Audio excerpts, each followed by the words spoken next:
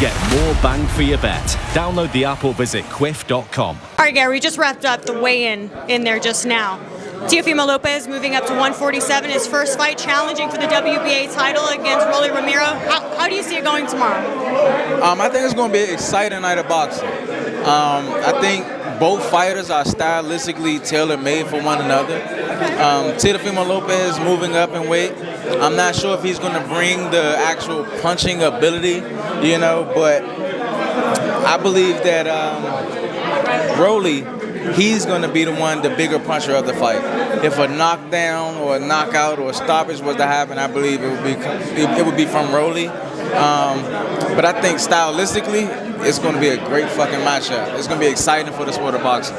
You often hear that a fighter can tell just by how someone looks on the scales on how you're going to see it go down on Saturday night. Did you see anything in there that told you how that's going to play out? No, not necessarily, because in a fight of this magnitude, both fighters are 100% prepared. I believe they gave it their best in the gym to prepare for each other. Whenever you have someone that has 8 weeks to prepare for just you, that's a dangerous person. So I think both parties are equally as prepared. They put the work in, and come tomorrow night, may the best man win. Rolly Romero, obviously, full-fledged welterweight, looks good on the scales. How did you think Tio looked? I thought they both looked good. Okay. I thought both of them look in shape. They both look very defined. They look like they put the work in the gym. I think at the end of the day, what it's going to come down to is who's going to match the gas on the most and who's really the best man. I think it's going to show on Saturday night.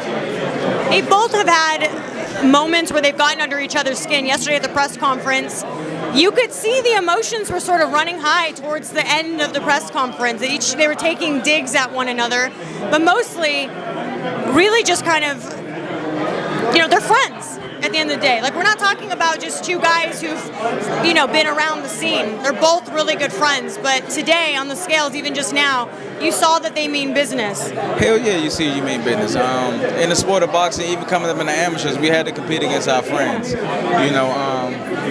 and we not trying to lose. I don't give a damn if you're my friend or not, so that's the outcome. Like I say, may the best man win. I think both of them are locked in. I don't know, it's a 50-50 coin toss, man. Everyone's saying that. Both of them are exciting as fuck inside the ring as well as outside of the ring. I believe Rolly is definitely the bigger puncher, but I think Teofimo Lopez probably got a little more in his arsenal, but it's hard to pick who's going to win this fight. Do you feel it's going to determine whether or not it goes into the later rounds? I feel like if it goes into the later rounds, I think it will more so favor Teofimo Lopez.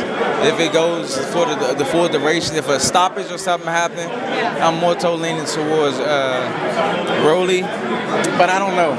I think that's what makes this fight exciting, is because people are calling this a 50-50 matchup. Right. I think the true connoisseurs of the sport that know styles make fights, both of these guys, they're setting themselves up and stylistically for a great night of boxing. Either a great night or a short night. True. Now, Ryan Garcia has been calling out the winner. Obviously, he has his own fight coming up against Conor Benn. How do you see that fight going? Ryan and Conor Benn? I'm actually going with Ryan on this one. He won me over his last fight. Okay. His last fight, when he won the title, he looked good. I felt like he looked good. I felt like he fought like a professional. Even when he fought Devin Haney and he won, I didn't think he looked like a professional. He looked sloppy. He looked reckless. He just went out there just swinging punches, but he got the win. You can't take that from him. I felt like he cleaned that shit up. He does have that punching ability to still hurt you and finish you. I'm going with him in that fight. Okay. I'm going with him with that fight. So with him and Conor Benn. Well, I know that the welterweight division is looking pretty good right now. For a while there, it was it was a little shaky. Now it's looking quite stacked, and depending on who wins this fight, and obviously who wins the fight against Ryan Garcia and Conor Benn, it's really going to determine what we're looking at. Devin Haney's also mixing it up there. If you had to call it right now with just the current champions, who would you call the best of the welterweight division? That 147 pound? I don't know. I think it's a coin toss. I think it's a coin toss. I think you got, stylistically, you have a couple different guys that styles just clash. You know, and on any particular night, this guy could beat this guy, or that guy could beat that guy. You know, so I think the division itself is getting stacked to the point where it's going to be exciting, it's going to make people want to watch, and it's going to bring the excitement back to the sport. This is the shit we need. We need the fighters, the best of the best, competing against the best of the best, not just picking around and who they're going to compete against. So I think this is one of the steps to it. All right. Well, let's see what happens tomorrow night. I'll see you on the podcast tomorrow morning. Thank you for your time. I appreciate it. Thank you. Thank you. Bye, fans. All right, Devin. Moving on.